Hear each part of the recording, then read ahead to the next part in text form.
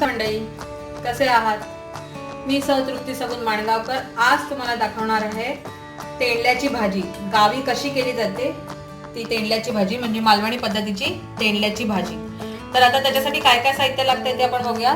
ही आहे तेंडली, कांदा, हिरवी मिरची, टोमॅटो, खोबरं, फोडणीला तेल, लसूण, कढीपत्ता, हिंग, हळद, मीठ आणि थोडीशी कोथिंबीर। तर चला आता आपण तेंडलीची भाजी तयार करायला बघूया। मी कढई तापत ठेवले होते आणि त्याच्यात तेलही तापत ठेवलं होतं। आता तेल आपलं थोडं तापलं की आपण त्याच्यात घालणार आहोत ही लसूण आणि कढीपत्ता।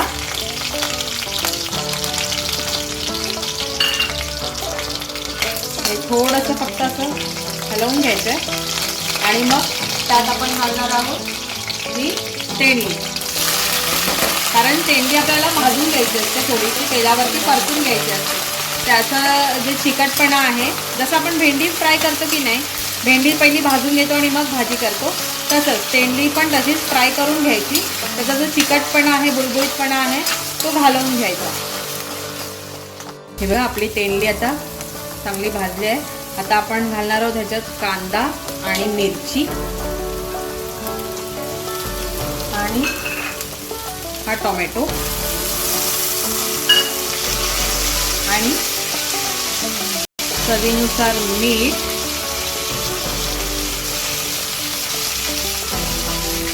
आणि हिंग आणि हळद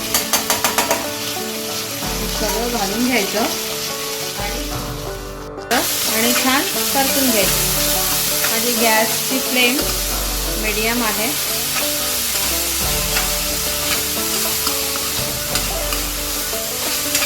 आणि हे छान असं परतून घ्यायचं। आता थोडीशी आपण कोथिंबीर, आता ही कोथिंबीर आपण ह्याच्यात घालूया। मीठ घातलं आपण आणि आता हे छान परतून घ्यायचं आणि एक वाफ काढायची। ही एक वाफ काढली। आता तेंडल्याची भाजी ऑलमोस्ट आपली रेडी आहे। थोडीशी लागते। मी तुम्हाला झाकण ठेवायला सांगितल्यानंतर गॅसची फ्लेम कमी करा हे सांगितलं नाही, कारण गॅसची फ्लेम कमी करायची, नाही तर भाजी करपून जाईल आपली। आता हे बघा आपली तेंडल्याची भाजी रेडी झालेली आहे। आता आपण ह्याच्यात घालणार आहोत ओलं खोबरं आणि एकत्र करायचं हे असं मस्त आणि एक वाफ काढायची, कारण खोबरंही त्याच्यात मस्त मिक्स होतं आणि भाजी छान लागते। आणि एक वाफ काढून झाल्यावर आपली तेंडल्याची भाजी रेडी आहे। तर आपण ती रेडी झाल्यानंतर सर्व करूया। वाफ काढून घेतली एक आणि त्याच्यानंतर त्याच्यात खोबरं घातलं, ओलं खोबरं, आणि आता ते मिक्स केलंय। आणि आता ही मिक्स केल्यानंतर आता ह्याच्यावरती आपण एक परत वाफ काढायला ठेवायची आहे की आपली भाजी रेडी आहे। ही भाजी तुम्हाला कशी वाटली, आवडली की नाही हे मला कमेंटमध्ये नक्की सांगा। आणि तुम्ही ही घरी करून बघा, झटपट होते, एकदम मस्त लागते भाजी। आणि लाईक करा, शेअर करा, सबस्क्राईब करा, बेल आयकॉन बटन दाबायला विसरू नका। Bye bye. हे बघा ही आपली तेंडलीची भाजी रेडी झाली आहे। ह्याच्यामध्ये खोबरं आणि घातल्यामुळे खूप छान लागते। ही अशी गावच्या पद्धतीमध्ये केल्यामुळे खूपच छान लागते। तुम्ही ही करून बघा, साधी सोपी मस्त। तुम्हाला आवडली तर मला कमेंटमध्ये नक्की सांगा। लाईक करा, शेअर करा, सबस्क्राईब करा आणि बेल आयकॉन दाबायला विसरू नका।